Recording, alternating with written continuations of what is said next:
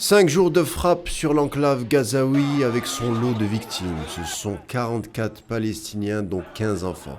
Une trêve a été paraphée avec comme garant l'Égypte, mais pour combien de temps? Comme à l'accoutumée, les deux camps revendiquent la victoire. Les combattants palestiniens avancent le chiffre de 600 roquettes tirées et ont imposé la libération prochaine lors des négociations du Caire de 2 soldats palestiniens. Pour Sion et son premier représentant, il s'agit surtout d'une opération de communication sur le dos des Palestiniens. Yair Lapid ferait face à la température des urnes en novembre prochain, et quoi de mieux qu'une guerre pour se doter de stature d'homme fort, à savoir ce que tous ses prédécesseurs ont fait avec les résultats que l'on connaît, ce qui prouve bien l'échec colossal de la politique sécuritaire de ce régime d'apartheid. Depuis la seconde intifada dans les années 2000, l'entité sioniste est à peu près à sa 10e croisade. Malgré les morts des deux côtés, surtout palestiniens, on pressent de futures échauffourées d'ogives en tout genre déchirant le ciel de Gaza. Et comme à chaque fois, on peut d'ores et déjà deviner le communiqué de l'armée d'occupation sioniste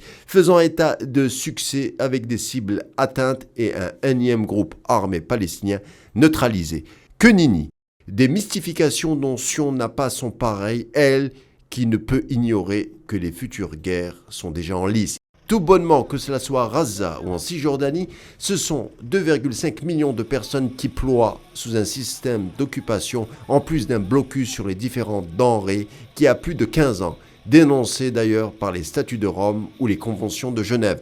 Des terres palestiniennes grillagées et pourtant une centrifuge illimitée de soldats pour le martyr. Et Sion ne peut ignorer cette constante anthropologique. Et à partir de cet état de fait, aucune médiation ou autre mouture juridique internationale ne pourrait infuser de l'accalmie à un système inique. Le calme est revenu à Gaza en linceul après 5 jours de violence, mais on voit déjà la future guerre se préparer.